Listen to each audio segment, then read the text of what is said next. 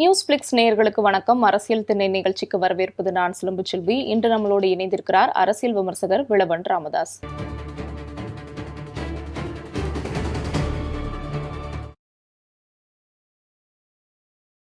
உங்கள் சத்யாவில் இப்பொழுது ஆடி அதிரடி தள்ளுபடி.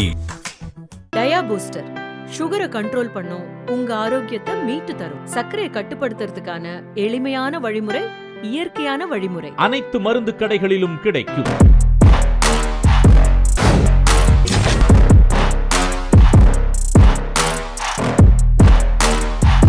ஆளுநர் குடியரசுத் தலைவருக்கோ அல்லது தேர்தல் ஆணையத்துக்கோ ஒரு கடிதம் எழுதினாரு அப்படின்னா இந்த ஆட்சி கவிழ்றதுக்கு கூட வாய்ப்பு இருக்கு அப்படின்னு கூட சொல்லப்படுது. இல்லை, சாத்தியங்கள் நம்ம மறுக்கிறதே இல்லை. இந்த ஆளுநர்கள் எவ்வளவு கிரிட்டிக்கலாக இவ்வளவு நெருக்கடி கொடுக்க முடியுமோ கொடுக்கலாம். ரொம்ப சிம்பிள். டெல்லியில் ஆளுநருக்கு தான் அதிக அதிகாரம் அப்படின்னு ஒரு பிரச்சனை வருது. ஆளுநருக்கு அதிகாரம் இருக்கக்கூடாதுன்னு ஆம் ஆத்மி கட்சி, ஆம் ஆத்மி அரசு வழக்கு தொடுக்குது. யார்கிட்ட? சந்திரசூட்டுக்கிட்ட அந்த வழக்கு போகுது. சந்திரசூட் என்ன பண்ணுறாருன்னா, இல்லை, மக்களால் தேர்ந்தெடுக்கப்பட்ட அரசுக்கு தான் அதிக அதிகாரம் இருக்குது சட்டபூர்வமாக அப்படின்னு சந்திரசூட்டே ஒரு பாயிண்ட் எடுத்து கொடுக்குறாரு. வேணால் சட்டத்தை வேணால் மாற்றிங்கிற மாதிரி ஒரு பாயிண்ட்டை கொடுக்குறாரு. அடுத்த 36 மணி நேரத்தில் பாராளுமன்றத்தில் ஆளுநருக்கு தான் அதிக அதிகாரங்கிற மாதிரி சட்டம் திருத்தப்படுது. அவங்க நினச்சாங்கன்னு வச்சுக்கோங்களேன், இல்லாததை உருவாக்கலாம். விரும்பினாங்கன்னா இருக்கிறதையும் செயல்பட விடாமல் பண்ணலாம். இது முழுக்க ஆளுநர்கிட்ட போகிற பிரச்சனைங்கிறது முழுக்கவே பாஜகவின் மத்தியில் இருக்கிற பாஜகவின் கட்டுப்பாட்டில் இருக்கிற அதிகாரம். அந்த சுவிட்சை நினச்சா போடுவாங்க, நினச்சா அவங்க ஆஃப் பண்ணுவாங்க. பட் என்னுடைய கணிப்பு என்னென்னா, அவர்கள் அதை பயன்படுத்த மாட்டாங்க. டிவிகேவை விட தமிழ்நாட்டில் பாஜகவின் கொள்கைகளை அமுல்படுத்துவதற்கு வேறு பெஸ்ட் ஆப்ஷன் கிடையாது. ஒரு என்டர்டெயின்மெண்ட்டில் மூழ்கி பிறண்டுகிட்டு பெரும்பான்மையான மக்கள்னா 35% வச்சுப்போம், உருண்டு பிறண்டுகிட்டு இருக்கிற ஒரு நேரத்தில் அவங்களால எது ஒன்றையும் இந்த மாதிரி ஒரு ரோட்டில் ஒரு டான்ஸ் ப்ரோக்ராம் நடக்கும்போது வீட்டில் போய் திருடிட்டு வர்றது ஈஸிங்கிற மாதிரி ஒரு பாஜகவால் தான் நினைக்கிற எதையுமே அவங்களால செஞ்சிட முடியும். அப்படி இருக்கும்போது தாவேக்காவை நெருக்கடிக்கு உள்ளாக்க மாட்டாங்க. பட் நீ ஒன்றும் அவ்வளோ நினச்ச மாதிரி பண்ணிட முடியாதுங்கிறத அப்பப்போ மிரட்டுறதுக்கு ஏதாவது ஒன்று செய்வாங்க. நீ என்னுடைய பிடியில் இருக்க அப்படிங்கிறத வலியுறுத்துகிற மாதிரியான சில மிரட்டல்களை பாஜக செய்யுமே தவிர தாவேக்காவை பாஜக விட்டு தராதுன்னு தான் நான் நம்புகிறேன். ஏன்னா இதை விட ஒரு மிகச்சிறந்த கிரவுண்டு பாஜகவுக்கு கிடைக்காது. ஐடியாலஜிக்கலாக சொல்கிறேன், அவங்களோட பாலிசிஸை செயல்படுத்துவதற்கான கிரவுண்டு இதை விட பெட்டராக கிடைக்காது. சரி, இப்போ திமுக சொல்கிற மாதிரி தாவேக்கா குதிரை பேரம் பண்ணுது அப்படின்னு வச்சுக்கிட்டாலும் இன்னும் எத்தனை எம்எல்ஏக்கள் தாவேக்கால இணையறதுக்கு வாய்ப்பு இருக்குது தன்னோட சீட்டை ரிசைன் பண்ணிட்டு? இருக்கலாம். அது எப்படியும் இவங்க மெஜாரிட்டி வர்ற வரைக்கும் இவங்க ஆட்களை எடுப்பாங்க. ஏன்னா சிவி சண்முகம், எஸ்பி வேலுமணி பேர் கூட அடிபட்டு. ஆமாம், அவங்க அப்படின்னா அந்த கிட்டத்தட்ட நம்ம எவ்வளோ பேர் எஸ்பி வேலுமணியோட வெளியில் வந்தாங்களோ 25 பேர், அவ்வளோ பேர் வரத்துக்கு வாய்ப்பு இருக்குது. ஆனால் நீங்கள் அவங்க எல்லாரையும் வாங்குவாங்களாங்கிறது சந்தேகம். நீங்கள் 25 பேரை கொண்டு வரோன்னு வச்சுக்கோங்களேன், 25 பேருக்கும் என்ன சலுகையை கொடுக்கணும்? இப்போ 10 பேர் எடுக்கிறீங்கன்னா மினிஸ்டரு ஏதோ ஒன்று கொடுக்குறேன், வேறு பெனிஃபிட்னு எதாவது பேசலாம். நீங்கள் 25 பேரை கொண்டு 25 பேருக்கும் ஃபீட் பண்ணுற அளவுக்கு அது ஒர்த்தா அப்படிங்கிறது தெரியணும்ல. இன்னொரு 5 பேர் வந்தால் போதும்னு நினைக்கிறேன். இப்போது 107 இருக்காங்களா, 107. அப்போ இன்னொரு 12 சீட், 10 சீட்டு 12 சீட் வந்துச்சுன்னா கம்ஃபர்டபுளாக இருக்கும். அதன் பிறகு ஒரு 10 பேர் வரைக்கும், இன்னொரு 5 பேர் வரைக்கும் வெளியில் கொண்டு வருவாங்க. அதன் பிறகு சைலண்ட்டாக தான் இருக்கும். இந்த 5 பேர் வந்தால் கம்யூனிஸ்ட்டும் விசிகாவும் அவங்களுக்கு தேவைப்பட மாட்டாங்க, காங்கிரஸ் அவங்களுக்கு தேவைப்படாது. பட் காங்கிரஸ் அவ்வளோ சுலபத்தில் இறக்கி விடுவாங்கன்னு நான் நம்பலை. ஏன்னா டெல்லியில் பாலிடிக்ஸ் பண்ணுறதுக்கு இவங்களுக்கு ஒரு கட்சி வேணும். அண்ட் இன்னொரு 2029 தேர்தலில் ஒருவேளை பாஜகவுக்கு சீட்டு குறைஞ்சு காங்கிரஸுக்கு இன்னொரு 20-30 சீட்டு கூடுதலாக கிடச்சி மாநில கட்சிகள்லாம் சேர்ந்து ஒரு ஆட்சி அமைக்க வாய்ப்பு இருந்துச்சுன்னா அப்போ காங்கிரஸோட தயவு தேவைப்படுங்கிறதுனால இந்த 5 வருஷத்துக்கு காங்கிரஸை கொஞ்சம் கம்ஃபர்டபுளாக வச்சுருப்பாங்க. பட் கூடுதல் எம்பிக்கள் இன்னொரு 5 பேரை கொண்டு எனக்கு ஒரு செய்தி அடிபடுறது என்னென்னா, விஜயபாஸ்கர் இன்னொரு 5 எம்எல்ஏக்களை கொண்டு வர்றதா அவர் ஒரு ப்ராமிஸ் பண்ணியிருக்காரு அப்படிங்கிற மாதிரி ஒரு செய்தி வந்துச்சு. உறுதியான செய்தி இல்லை, இது எல்லாமே ஒரு பேசப்படுறதா. எப்படி பார்த்தாலும் இன்னொரு 5-6 பேர் இங்கே வருவாங்க எப்படியும். அதுக்கு மேலே வர தயாராக இருக்கவங்கள டிவிக்கு தேவைப்படும் போது எடுத்துக்கலாம். பட் நாம் இன்னொரு 5 பேரை எதிர்பார்க்கலாம். இன்னொரு 12 சீட்டுக்கு ஒரு தேர்தல் நடக்கும்னு நாம் எதிர்பார்க்கலாம்.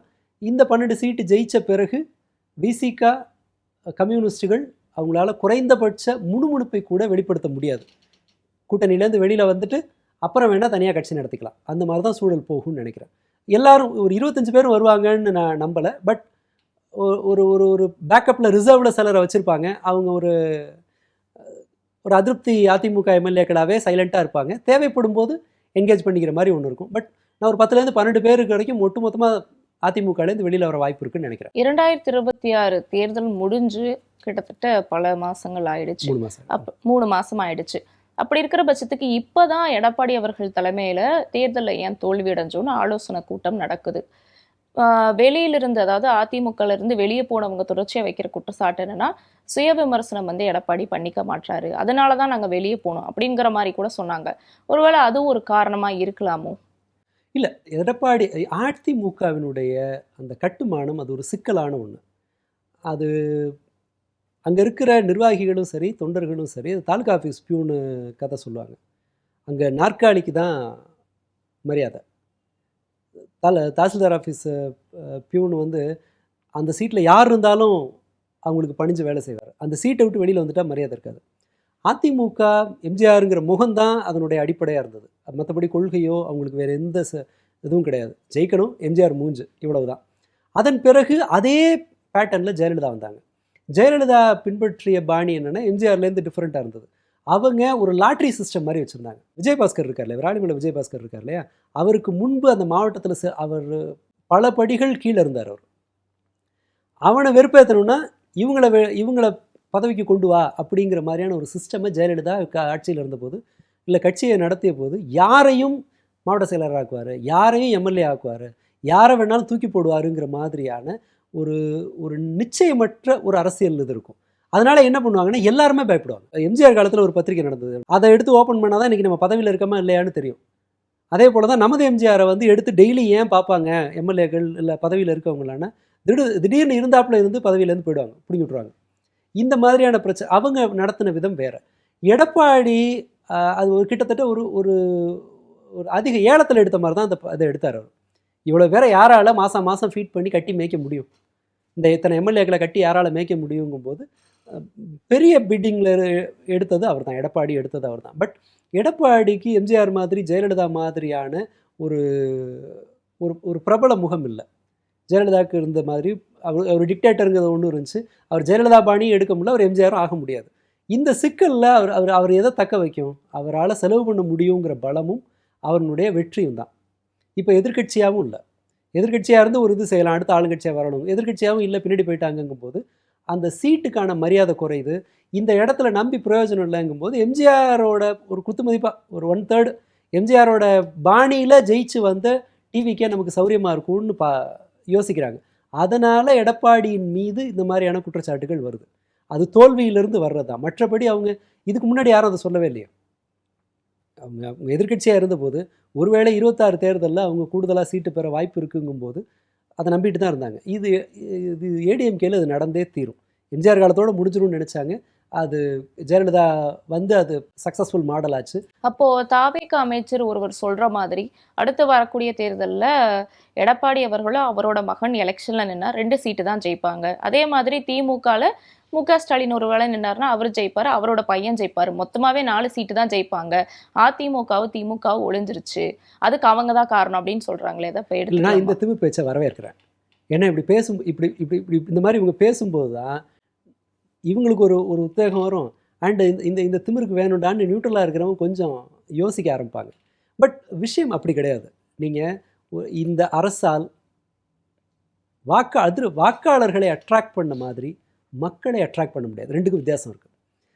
சாதாரணமாக மக்களுக்கு கரண்ட் வேணும், தண்ணி இருக்கணும், வேலைவாய்ப்பு இருக்கணும், ரோடு நல்லா இருக்கணும், பாதுகாப்பாக இருக்கணும் நாடு, இது இவ்வளவு தேவை இருக்கும். பட் ஒரு ரசிகனை திருப்திப்படுத்துறது ரொம்ப சிம்பிள். ஒரு படத்தை காட்டி இவங்க அரசியலில் இருக்கிற ரசிகர்களை அட்ராக்ட் பண்ணிவிட்டு ஆட்சியை பிடிச்சிட்டாங்க. ஆட்சிக்கு வர்ற வரைக்கும் ஓகே, வந்த பிறகுன்னு சொன்னால் ஒரு சின்ன செக்ஷனையும் அவங்க திருப்திப்படுத்தி ஆகணும். அப்படி இருக்கும்போது இப்போவும் என்ன 17 லட்சம் வாக்குகள் வித்தியாசம் திமுக தாவேகா.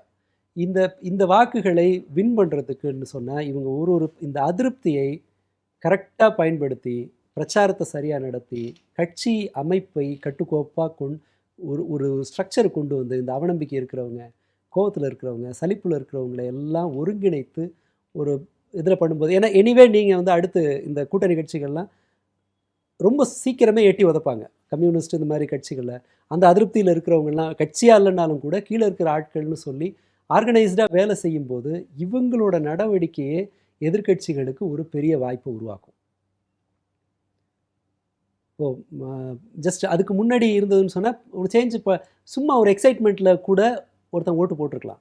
பட் வயிறு காயும் போது, பஸ் இல்லைங்கும்போது, நீங்கள் இந்த 2000 புதுசாக ஏசி பஸ் வாங்க போகிறாங்கல்ல, அதோட பிரச்சனை என்ன ஆகும்னு நினைக்கிறீங்க?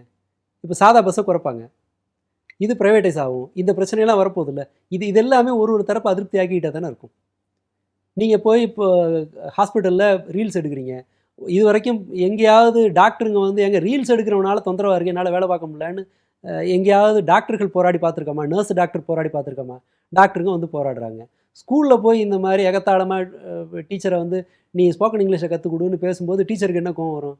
எனக்கு 1000 பிரச்சனை இருக்குது, நான் 20 ரெக்கார்டை மெயின்டைன் பண்ணணும், நான் டீச்சிங் ஜாப் இருக்குது, நான் தான் போய் புக்ஸை கை காசை செலவு பண்ணி ஆட்டோ போட்டு கூட்டிகிட்டு வரணும், ஸ்கூலை க்ளீன் பண்ணுற வேலை என் கை காசை போடணும்னு ஒரு கடுப்பில் இருக்கிற ஒரு டீச்சரு இந்த மாதிரி பேசும்போது அவங்க என்ன ஆவாங்க? அவங்க அதிருப்தி ஆவாங்களா? நீங்கள் ரேஷன் கடையை வந்து 8.5 கோடி ரேஷன் கார்டு கட் பண்ணணும், நீ டேக்ஸ் கட்டுறவன், இன்கம் டேக்ஸ் கட்டுறவன், கார் வச்சுருக்கிறவங்களுக்கெல்லாம் வந்து 8.5 கோடி ரேஷன் கார்டை கேன்சல் பண்ணணும்னு சொல்லி யூனியன் மினிஸ்டர் ஒருத்தர் பேசியிருக்கிறாரு. இப்போ உங்கள் ரேஷன் கார்டை குறைச்சாங்கன்னா அந்த அதிருப்தி யாருக்கு போகும்? மோடி பண்ணார்னா போகும், ஸ்டேட் கவர்மெண்ட் மேலே தான் வரும். தெருவுக்கு தெரு அதிருப்தி உருவாகிட்டே இருக்கும். ரீல்ஸ் போட்டு பஞ்ச் டயலாக் பேசுகிறதுங்கிறது ஒரு குறுகிய காலத்துக்கு அது பலன் அளிக்கலாம். இப்போ அதோட பெனிஃபிட்லாம் யார் அவைல் பண்ண போகிறா? இவங்க தான் அவைல் பண்ண போகிறாங்க. அண்ட் உதயநிதி ஸ்டாலின் கம்பேர் பண்ணணும்னு சொன்னால் ஒரு விஷயத்தில் வந்து அவரால் வந்து ஏஜ், ஏற்கனவே இருக்கிற எக்ஸ்பீரியன்ஸு, அந்த ஸ்போர்ட்ஸ் மினிஸ்டராக அவர் பண்ணினதுன்னு சொல்லிட்டு அவரால் இவங்களுக்கு ஈக்குவல் ஃபைட்டை இன்னும் பெருசாக கொடுக்க முடியும். போகிறப்போ இவங்களுக்கு சலிப்பு வரும்போது இதை அவங்களால இவங்களால அதை எடுக்க முடியும்.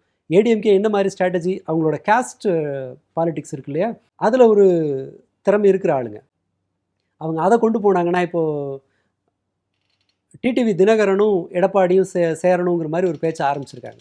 இப்போ தினகரனை இன்னும் ஸ்ட்ராங்காக ஏடிஎம்கேக்குள்ளே அவங்க கொண்டு வரும்போது அந்த கேஸ்ட் பாலிட்டிக்ஸ் ஒரு வேலையை செய்யும். இவ்வளவு பிரச்சனையை எதிர்கொள்கிறதுங்கிறது இவங்க நினச்சிட்டு ஒரு ரீல்ஸ் போடுற மாதிரி ஈஸி இல்லை. அரசை நடத்துவது அப்படிங்கிறது சும்மா ரீல்ஸ் போடுற மாதிரி ஈஸி இல்லை. இந்த கீர்த்தனை மாட்டுறாங்கல்ல, தனக்கு வந்து ஒரு வெயிட்டு கொடுக்கும்ன்ட்டு தான் அவங்க நினச்சாங்க. கடைசியில் முடிஞ்சது எப்படி இருக்குது? இப்படி தான் போகும். இது வந்து ஒரு ஆரம்பகட்ட உற்சாகத்தில் இருக்கும். அவங்க சுறா படத்தே சூப்பர் படம்னு தான் ரசிகன் சொல்லுவான், மக்கள் சொல்லணும்ல. அதனால் அது ஒரு பேராசை அது. பட் நான் அதை வரவேற்கிறேன். தாவேக்காரர்கள் இது மாதிரி நிறைய பேசணும் அப்படின்னு நான் அப்படி பேசினா நல்லாயிருக்கும், நமக்கும் பொழுது போகும். இங்கே வெளியில் இருக்கவங்க ரியலைஸ் பண்ணுவாங்க, சாதாரண ஜனங்க. அதனால் அது ஒரு நல்ல மாற்றம்னு நினைக்கிறேன். இந்த மாற்றம் அப்படியே தொடரணும்னு நான் நினைக்கிறேன். நீங்கள் பேசும்போது சொல்லியிருந்தீங்க 100 நாள் வேலை திட்டத்துக்கான பெயர் மாற்றப்பட்டிருக்கு, 40% நிதியை மாநில அரசுகள் கொடுக்கணும்னு சொல்லியிருந்தீங்க.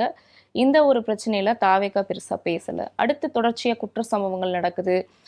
முழுசா பயிர்க்கடன் தள்ளுபடி பண்ணாதனால ஒரு விவசாயி மன உளைச்சல்ல உயிரிழந்திருக்காரு. இந்த மாதிரி மக்கள் பிரச்சனைகள்ல தாவேக்கா கோட்டை விட்டுட்டு இருக்கா? இல்லை, கோட்டையெல்லாம் விடலை. அவங்களுக்கு எது ஓட்டை கொண்டு வருமோ அந்த வேலையை மட்டும் செய்கிறாங்க. அவங்க மெனக்கெட விரும்பலை, அவ்வளவுதான்.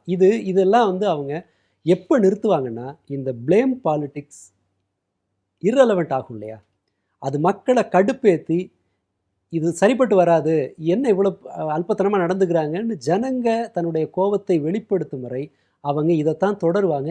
ஏன்னா இந்த பஞ்ச் டயலாக் பாலிட்டிக்ஸ்லையும் இதை போல் இந்த ஃபேக் நியூஸ் பாலிட்டிக்ஸ்லையும் அவர்கள் ஒரு வெற்றியை பெற்றிருக்கிறார்கள். அது ஒரு சக்ஸஸ் மாடலாக அவங்க நிரூபிச்சிருக்காங்க.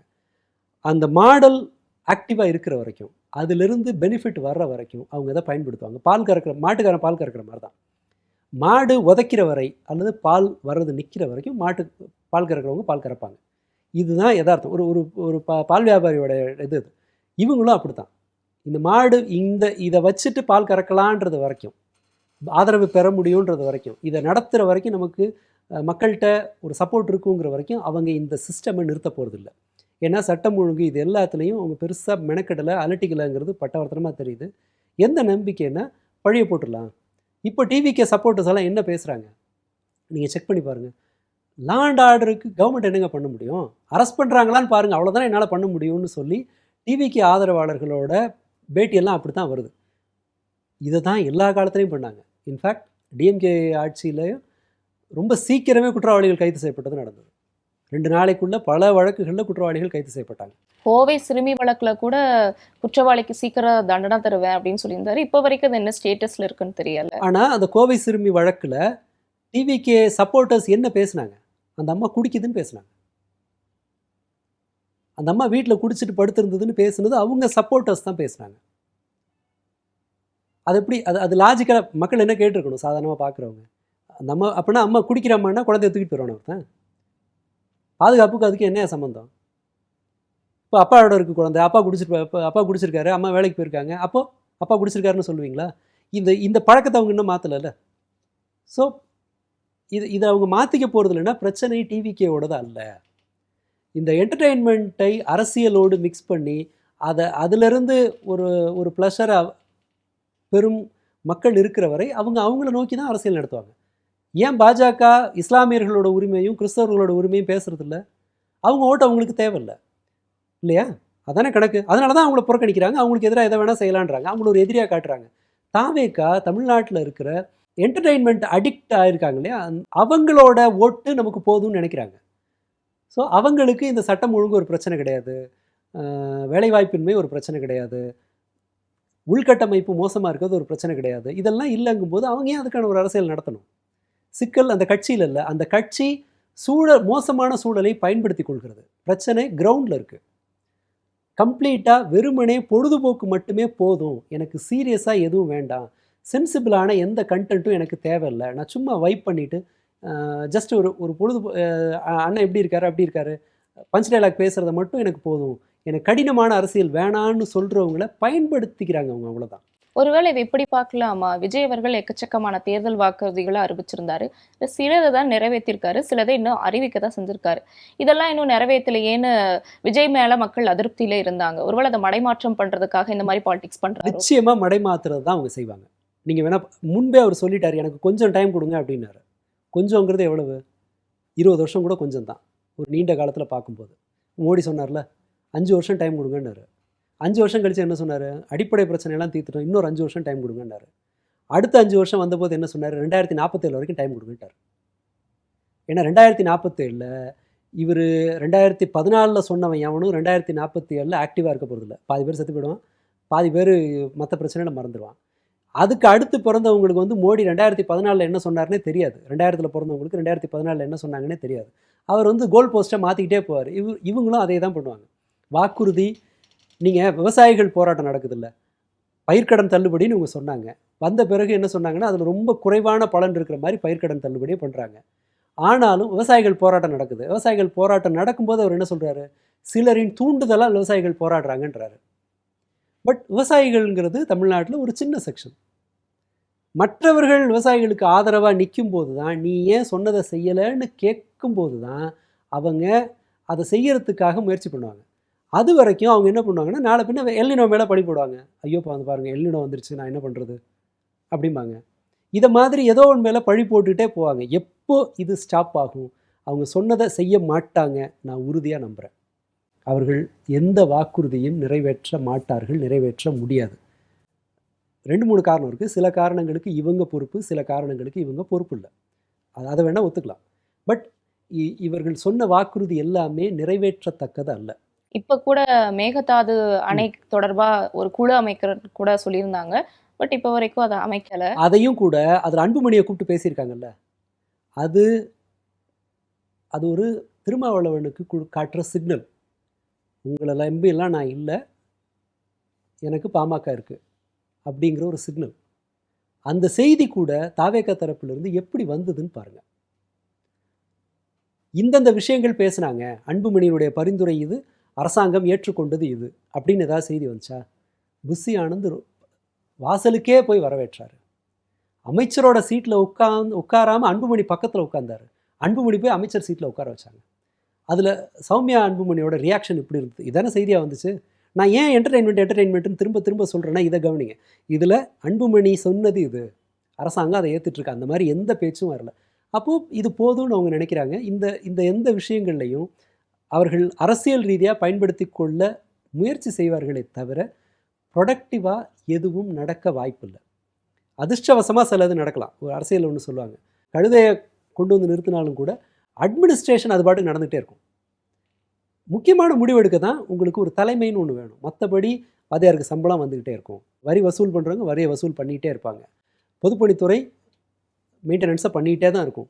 இதெல்லாம் சரியாக நடக்குதான்னு பார்க்குறதுக்கும் இதில் ஒரு பெரிய மாற்றத்தை கொண்டு வர்றதுக்கும் புதுசாக ஒன்று இம்ப்ளிமெண்ட் பண்ணுறதுக்கும் தான் ஒரு அரசு வேணும். மற்றபடி எல்லா வேலையும் அது பாட்டுக்கு நடந்துக்கிட்டே தான் இருக்கும். இவங்க கொடுத்த வாக்குறுதியை நிறைவேற்றுவது அப்படிங்கிறது மக்களினுடைய நெருக்கடியிலிருந்து தான் சாத்தியம். பட் ஸ்டில் அவர்கள் இந்த இந்த இந்த என்டர்டெயின்மெண்ட் கண்டென்ட்டை வச்சு மட்டும் அரசியலை நடத்த முடியும், ப்ளேம் பாலிடிக்ஸை மட்டும் வச்சு நடத்த முடியும்னு நம்புகிறாங்க. அது ஒர்க் அவுட் ஆகிற வரை அதைத்தான் அவங்க தொடருவாங்க. எனக்கு பெரிய நம்பிக்கை எதுவும் கிடையாது. தாவேக்கா தலைமையில இப்போ ஒரு புதிய கூட்டணி அமைய போகுது, அதுக்கு ஒரு பேர் வைக்க போறோம் அப்படின்னு சொல்லி ஒரு 4 கட்சிகளை சேர்த்து ஒரு கூட்டம் ஒன்று நடத்தியிருந்தாரு முதலமைச்சர் விஜய். ஒருவேளை திமுகவை இதன் மூலியமா ஓரங்கட்டிட்டாங்களா அல்லது முடிச்சிட்டாங்களா திமுகவை? முடிச்சிடுறதுங்கிறதுல இது ரொம்ப ரொம்ப விளையாட்டுத்தனமான ஒன்று. அது ஓவர் கான்ஃபிடென்ஸில் வர்ற வார்த்தை. இந்த கஞ்சா அடித்தவங்கலாம் என்னால் எல்லாமே முடியும், நான் ஹெலிகாப்டர் வாங்குவேன்னு சொல்லுவாங்க. அது மூளையை அது வந்து ஒரு மாதிரி டெலிவிஷன் மாதிரி ஒன்று உருவாக்கிறோம். இது அந்த மாதிரியான ஒன்று, இந்த ஓவர் எக்ஸைட்மெண்ட்டில் பேசுகிறது. திமுக முடிக்கிறதுங்கிறது இல்லை. அதை விட டிஎம்கே வேறொரு கூட்டணியை உருவாக்கலாம் அல்லது ஏதோ ஒன்று அவங்க கோர்ஸ் கரெக்ஷன் பண்ணுறதுக்கான ஏகப்பட்ட வாய்ப்பு இருக்குது வரப்போகிற நாட்களில். பிரச்சனை உங்களால் கம்யூனிஸ்டுகளையும் விசிகாவையும் திருப்திப்படுத்துகிற மாதிரி அல்லது அவங்களோட கோரிக்கையை நிறைவேற்றுற மாதிரி ஒரு அரசியலை நடத்த முடியாது. சிக்கல் தாவேக்காவுக்கு தான். பாமக உள்ளே கொண்டு வந்தால் விசிகாவை துரத்தணும், ஆனால் அவங்களுக்கு தேவைப்படும். இதை விட வலுவான ஒரு காஸ்ட் பாலிட்டிக்ஸ் நடத்தும்போது அது தேவைப்படும் அப்படின்னு ஒன்று. அது ஒரு பிரச்சனை அவங்களுக்கு இருக்குது. கம்யூனிஸ்டுகளை இவங்களோட செயல்பாடுகள் கம்யூனிஸ்டுகளை இரிட்டேட் பண்ணும். அரசை ஆதரித்தால் கம்யூனிஸ்டுகள் தங்களுடைய சப்போர்ட்டர்ஸை இழப்பாங்க, தன் கட்சியில் இருக்கிறவங்களே இழப்பாங்க. தாவேக்காவை எதிர்த்தால் இவங்களை விட்டு வெளியில் வரணும், டிவிக்கை விட்டு வெளியில் வரணும். ஸோ தன் கூட்டணியை காப்பாற்ற முடியாத நிலைமையில் இருக்கிறது இன்றைக்கி. திமுக இழந்துருச்சு, தன்னுடைய எல்லா கூட்டணி கட்சிகளையும் அநேகமாக இழந்துருச்சு. அது வேறு. இப்போது அவங்க தனியாக அந்த ஃபைட்டை நடத்தி ஆகணும். இனி மேற்கொண்டு ஒன்று உருவாக்கணும், அவங்களுக்கு இது இருக்குது. பட் இப்போ உங்களுக்கு வந்து சேர்ந்த திமுக 9 வருஷம் ஒரு கூட்டணியை சக்ஸஸ்ஃபுல்லாக நடத்தி அதன் பிறகு இழந்திருக்காங்க. திரும்ப வரும்போது அவங்க ஏதோ ஒன்று பண்ணலாம். நீங்கள் வந்து சேர்ந்து 40 நாளைக்குள்ளேயே, அதாவது விசிகாவை இரிட்டேட் பண்ணுற மாதிரியான ஒரு நடவடிக்கையை பாமகவை கூப்பிட்டு அவங்க பண்ணுறாங்க. கம்யூனிஸ்டுகள்லேயே பெரும்பாலான ஆக்டிவிஸ்ட்டுங்க வெங்கடேசன் ஆதரிக்கிறாரு, மற்றவர்கள் அவ்வளோவா ஆதரிக்கலை. சமூக ஊடகங்களில் ஸ்ட்ராங்காக இருக்கிற வெங்கடேசன் ஆதரிக்கிறாரு, பிற சமூக ஊடகங்களில் இருக்கிறவங்க ஆதரிக்கலை. முத்தரசன் அப்படியே நேர் எதிராக ஒன்று பேசுகிறாரு, வீரபாண்டியனுக்கு நேர் எதிராக முத்தரசன் பேசுகிறாரு. கூட்டணி சிக்கலில் இருக்கிறது தாவேக்கா தான். பிரச்சனை ஒன்று. அடுத்ததாக இந்த கூட்டணிக்கு பேர் வைக்கிறதுனா அது என்ன அவ்வளோ பெரிய மெனக்கடுற வேலையா? கில்லி கூட்டணி, குருவி கூட்டணின்னு கூட வைங்க, பேர் பிரச்சனை கிடையாது. நீங்கள் அவங்க கூட இணைஞ்சு என்னென்ன செய்ய போகிறீங்க? இந்தியா கூட்டணிக்கு ஒரு கொள்கை இருந்துச்சுல்ல, இந்தியா கூட்டணின்னு ஒன்று. அதுக்கு வந்து ஒரு மதச்சார்பற்ற ஒரு அரசியல், பாஜகவுக்கு எதிரான மாநில கட்சிகளை சேர்க்கணுங்கிற ஒன்று இருந்துச்சுல்ல. அந்த மாதிரி ஒரு காமன் மினிமம் ப்ரோக்ராம் உருவாக்குங்க, அதை செய்யுங்க. அது ஒரு சிக்கலே கிடையாது. இவங்க இந்த பேர் வைக்கிறதுலே முதல்வர் மண்டையில் ஒரு கூட்டணி பேர் வந்துச்சுன்னா என்ன பிரயோஜனம்? நீங்கள் அதை வச்சுட்டு நீங்கள் என்ன பண்ண போகிறீங்க? கம்யூனிஸ்ட் என்ன கேட்டுச்சு, நீங்கள் அவங்களுக்கு என்ன கொடுத்தீங்க? இல்லை மாதம் இந்த கூட்டணி கட்சிகள் நாங்கள் கூடி பேசுகிறோம், அது எதாவது பண்ணிங்களா? எதுவுமே இல்லாமல் சோறு வைக்காமல் பேரை மட்டும் வச்சு என்ன பிரயோஜனம்? அந்த பேரும் இன்னும் வரலை. தாவேக்காவுக்கு தான் பெரிய நெருக்கடியாக இருக்கும். இன்ஃபேக்ட் இவர்கள் பிச்சுக்கிட்டு திரும்ப வெளியில் வந்தால் ஏடிஎம்கேவுக்கு போக முடியாது. இப்போ கம்யூனிஸ்ட்டுகளோ விசிகாவோ அல்லது விசிகா தலைமை மேலே அதிருப்தி இருந்து இவங்க நடவடிக்கை வந்து தாவேக்காவை ஆதரிக்குது, தலித் ரைட்ஸை வந்து இவங்க பேசுறது இல்லைங்கும்போது அவங்க வெளியில் வந்தால் யார்கிட்ட போவாங்க? ஆனால் இப்படி இல்லை, நம்ம விமர்சனம் வச்சாலுமே வரக்கூடிய நாடாளுமன்ற தேர்தலில் காங்கிரஸை கைக்குள்ள வச்சிருக்கு தாவேக்கா. ஸோ அவங்களோட சேர்ந்து போட்டியிடலாம், அவங்களோட சேர்ந்து கூட்டணி வைக்கலாம். இந்த மாதிரியான எனக்கு நான் 29 நாடாளுமன்ற தேர்தலில் அவங்களுக்கு ஒரு ஒரு கம்ஃபர்டபுள் அலையன்ஸ் வந்து காங்கிரஸோடு இருக்குங்கிறத நான் நம்புகிறேன். அதை உடைக்க மாட்டாங்க. திமுக தனித்து விடப்பட்டிருக்குன்னு இல்லை. ஆனால் இந்த நான் கேட்க வர்றது, வெறுமனே தலைமையை மட்டும் வச்சுக்கிட்டு விசிகாவையும் இப்போ விசிகா நடத்துகிற அரசியலை, கம்யூனிஸ்டுகள் பேசுகிற அரசியலை தாவேக்காவால் செயல்படுத்த முடியாது இல்லையா? அவங்களோட பேசுகிற ப்ரைவேட்டைசேஷன் நடக்கும், இந்த சட்டம் ஒழுங்கு பிரச்சனை இருக்கும், பெண்கள் பாதுகாப்பு பிரச்சனை இன்னும் அதிகமாகும். நீங்கள் வேணால் கணக்கு வச்சுங்க, அடுத்த வருஷம் இன்றைக்கி நடக்கிறத விட இந்த வருஷத்தோட டேட்டா விட அது அதிகமாகும்.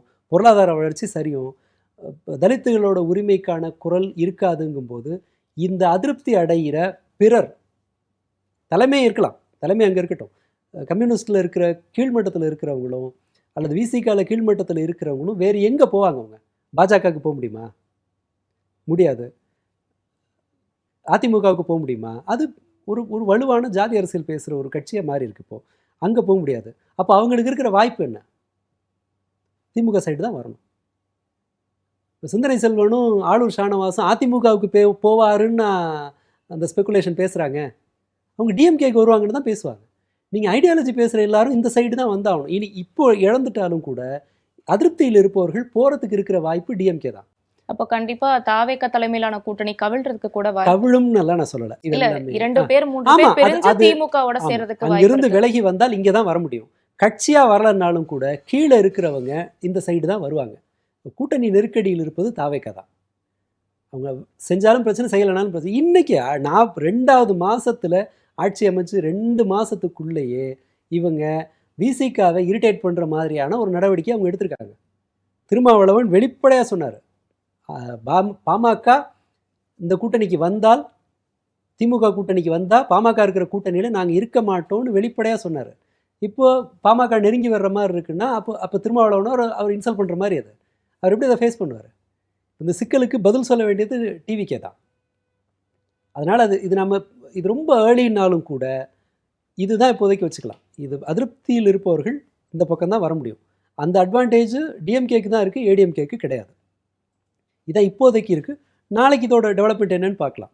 அது நம்ம முன்கூட்டியே ஒரு உறுதியாக எந்த கணிப்புக்கும் நம்ம வர முடியாதுன்னு சொல்கிறேன். திமுகவை சேர்ந்த எம்எல்ஏ அனிதா ராதாகிருஷ்ணன் அரெஸ்ட் ஆயிருந்தாரு. ஒரு பிரபல யூடியூபர் ஒருத்தர் அரெஸ்ட் ஆயிருந்தாரு. பத்திரிகையாளர் ஒருத்தர் கூட அரெஸ்ட் ஆயிருந்தாரு. அப்புறம் ஜென்சி டிஎம்கேவை அரேஞ்ச் பண்ண சரண் கூட அரெஸ்ட் ஆயிருந்தார். இப்படி தொடர்ச்சியா தாவேகாவுக்கு எதிராக வாயை திறந்து பேசினாலே அரெஸ்ட் ஆகுறாங்க. இதை பத்தி உங்க கருத்து என்ன? இல்லை, இது நான் முன்பே எதிர்பார்த்தது தான். இது ஒரு ஜெயலலிதா எம்ஜிஆரோட ஒரு கண்டினியூவேஷன் மாதிரி இருக்குங்கும்போது இது போலீஸ் ப்ரூட்டாலிட்டி நிறைய இருக்கிற ஒரு அரசாக தான் இருக்கும் அப்படின்னு எதிர்பார்த்தது தான். இந்த கைதுகள் மூலமாக அவங்க ஒரு முக்கியமான பிரச்சனையை திசை திருப்ப முடியும், வேறு பிரச்சனை வராமல். அப்போ எதிர்கட்சிகளை என்கேஜாக வச்சுக்கிறது அந்த மாதிரி ஒரு வேலை செய்ய முடியுங்கிறதுனால இந்த அரசு எனக்கு இது பெரும்பாலும் 1991, 96 ஜெயலலிதா நடத்தின அரசை போல தான் இது நடக்கும் அப்படிங்கிறது தான் என்னுடைய அனுமானம். இது இன்னமும் தொடரும். பட் இதுக்கு முன்பே அந்த அரசு வந்த போதே ஒரு வில்சனா என்ஆர் இளங்கோவா யாருன்னு தெரில, அவங்க 2 பேரில் யாரோ ஒருத்தர் உடனடியாக ரியாக்ட் பண்ணியிருந்தாங்க. இந்த மாதிரி செயல்படுபவர்கள் மீது ஏதாவது நடவடிக்கை எடுக்கப்பட்டால் திமுக வழக்கறிஞர்கள் அணி அதை உடனே டிஃபெண்ட் பண்ணுவோம் அந்த ஏரியாவில் அப்படின்னு சொல்லி ஒரு பண்ணியிருந்தார். இது போன்ற வேலைகளில் எதிர்கட்சிகள் இன்னும் கொஞ்சம் ஸ்ட்ராங்காக பண்ணுவாங்க. அப்படி நடந்துச்சுன்னா அது எதிர்கட்சிகளுக்கு சாதகமாக தான் முடியும். ஆனால் ஒரு பயத்தை கொடுக்காதா? விமர்சனம் பண்ணாலே சிறைக்கு செல்லக்கூடிய நிலை இல்லை. ஆனால் இது வரைக்கும் எப்படி நடந்திருக்கு? சவுக்கு சங்கரை அரெஸ்ட் பண்ணாங்க, அவர் வெளியில் பேசுகிறத குறைச்சாரா? மாரிதாஸை அரெஸ்ட் பண்ணாங்க, அவர் வெளியில் பேச. இப்போது நம்ம ரொம்ப பழசு கூட போனோம், டிஎம்கே இதுலேயும் நடந்தது. டிஎம்கே அவர் எடுத்து பேசுகிறத குறைக்கல, போலீஸ் ஸ்டேஷன் வரைக்கும் போயிட்டு வந்தபோது இப்போது அரெஸ்ட் பண்ணி ஸ்டேஷன் வரைக்கும் கூட்டிகிட்டு போனாங்க. ஜெயிலு கூட போகாமல் வெளியில் வந்துட்டார். வந்த பிறகு அவர் பேசுகிறத குறைச்சாரா? குறைக்க மாட்டாங்க. அது அவங்களோட வலிமையை இன்னும் அதிகரிக்க தான் வாய்ப்பு இருக்குது. ஏன்னா அவங்களுக்கு அப்போ தான் ஒரு அரசு கைது செய்யும் போது தான் யார் இந்த மாதிரி ஒரு ஆள் இருக்கார், ஒரு பிரச்சனையில் இருக்காருன்னு தெரியும், சப்போர்ட்டுக்கு நிறைய பேர் வருவாங்க. இது ஒரு அரசை எப்போதும் இது போன்ற கைதுகள் ஒரு அரசை காப்பாற்றினதா பெரிய வரலாறு கிடையாது. இதை விட ஜெயலலிதாவோட மாடல் சக்ஸஸ்ஃபுல் மாடல். அப்போது பத்திரிகையாளர்கள் மீது ஒரு அவதூறு வழக்கு போட்டுருவாங்க, வெறும் கேஸ் மட்டும் நடக்கும். அவங்க அலைஞ்சு சலிச்சு போய் ஜெயலலிதாவுக்கு எதிராக பேசுகிறத நிப்பாட்டுவாங்க. நூற்றுக்கணக்கான வழக்குகள் தொடுத்தாங்க. ஒரு வழக்கு இருக்கும், அது பாட்டுக்கு போயிடும். இதில் ப்ராசஸ் தான் தண்டனை அப்படி சொல்லுவாங்க. அந்த ப்ராசஸ் தான் பனிஷ்மெண்ட். அதில் ஏன்னா நீங்கள் கோர்ட்டுக்கு அலையணும், ஒரு வக்கீலை பார்க்கணும், செலவு பண்ணணும், வேலை கெட்டு போவோம். இது எல்லாமே உங்களை இரிட்டேட் பண்ணும். மேற்கொண்டு இன்னொரு கேஸ் வந்தால் இன்னொரு ஊரில் ஒரு வழக்கு, எதுக்குடா இது வம்பு அப்படின்னு சொல்லிட்டு அவங்க சலிச்சு போய் தன்னோட இதை குறைச்சாங்க. எனக்கு தெரிஞ்சு இந்த வழக்குகளை ஓரளவு வெற்றிகரமாக கையாண்டதுன்னா இதுதான். இப்போ அது அவ்வளோ சாத்தியம் நான் நம்பலை. இப்போ பாருங்கள், இந்த ஜென்சி இதுலேயும் கூட அந்த அந்த பையன் இதுக்கே போலையே, நீதிமன்றத்திலே அவரை வழக்கு தள்ளுபடி பண்ணி வெளியில் வர்றாரு. இதனால் அவங்க வந்து ஒரு போலீஸ் ப்ரூட்டல் கவர்மெண்ட்டாக தான் இருக்கும். போலீஸ் ப்ரூட்டாலிட்டி நிறைய தான் இருக்கும். அது அப்படி தான் முடியும். ஒரு சினிமாக்காரங்க ஆட்சியை கைப்பற்றும் போது அவர்களுடைய நடத்தை அந்த அந்த அரசுகள் எல்லாமே ஒரு போலீஸோட முரட்டுத்தனத்தை வச்சு மட்டுமே நடக்கிற அரசாக இருந்திருக்கு. இதுவும் அப்படி தான் இருக்கும். அதில் எதுவும் ஒன்றும் இல்லை. பட் அது பெனிஃபிட்டாக இருக்கும்னுலாம் நான் நம்பலை. அது கவர்மெண்ட்டுக்கு எதிராக திரும்ப தான் வாய்ப்பு இருக்குது. இதுவரை நடத்தப்பட்ட கைதுகள் எல்லாமே கைது செய்த அரசுக்கு எதிராக அவங்க பேசுகிறத இன்னும் அதிகப்படுத்தி தான் இருக்குது. ஸோ அது ஒரு பெரிய அவங்களுக்கு ஒரு பெரிய பலனளிக்கும்னு நான் நம்பலை. பட் அவங்க அப்படி தான் அரசு நடத்துவாங்க. இந்த கவர்மெண்ட் இப்படி தான் போகும். வரக்கூடிய இடைத்தேர்தலில் விசிகாவை சேர்ந்த திருமாவை நிற்க வைக்கணும், அவரை ஜெயிக்க வச்சு துணை முதல்வர் ஆக்கணும் அப்படின்னு விசிகா தரப்புல இருந்து தீர்மானம் நிறைவேற்றப்பட்டதாக சொல்லப்பட்டுச்சு. அதே சமயம் இந்த சைடு திமுகவை சேர்ந்த தலைவர் மு.க.ஸ்டாலினை இடைத்தேர்தலை நிற்க வச்சு ஜெயிக்க வச்சு மறுபடியும் சட்டசபைக்குள்ள கொண்டு வரணும் அப்படிங்கிற மாதிரி சொல்லப்படுது. இதுல எது உண்மை? இல்லை, இது ரெண்டுமே நடக்கும்னு நான் நம்பலை. ஒருவேளை என்கிட்ட கேட்டிங்கன்னா இது ரெண்டுமே தேவையில்லாதுன்னு 2 பேருக்கும் சொல்லுவேன். அது இந்த மாதிரி ஒரு நியூஸ் கிரியேட் பண்ணுறதுக்கு வேணால் அது பயன்படும். இப்போது வழக்கமான என்ன நடவடிக்கையோ வேறு நீண்ட கால அடிப்படையில் வேலை செய்கிறது தான் சரியாக இருக்கும்னு திருமாவளவனோட இதில் கேட்டோன்னு சொன்னால் அவரை துணை முதல்வர் ஆக்குறதெல்லாம் இனி வாய்ப்பே கிடையாது. எக்ஸ்ட்ரா வாரியம் கூட இனிமேல் அவங்க கேட்க முடியாது. விசிகா தன்னுடைய இது அன்புமணியை கூப்பிட்டு ரொம்ப ரொம்ப அதீத மரியாதை கொடுத்து அவரை உட்கார வச்சது நிச்சயமாக திருமாவளவனுக்கான மெசேஜ்னு தான் நான் நம்புகிறேன். அப்படி இருக்கும்போது இவருக்கு அவங்க சீட்டு கொடுக்கவும் வாய்ப்பில்லை. அப்படியே ஒருவேளை கொடுத்தாலும் கூட அவரை துணை முதல்வர் ஆக்குறதுங்கிறதெல்லாம் வந்து பேராசையிலும் பேராசை. அது கிட்டத்தட்ட அமெரிக்க அதிபர் ஆகணும்னு ஆசைப்படுற மாதிரி. அது இவங்ககிட்ட அது நடக்க வாய்ப்பில்லை. ஏன்னா அவரால் இனிமேல் அவங்களுக்கு பிரயோஜனம் இல்லை.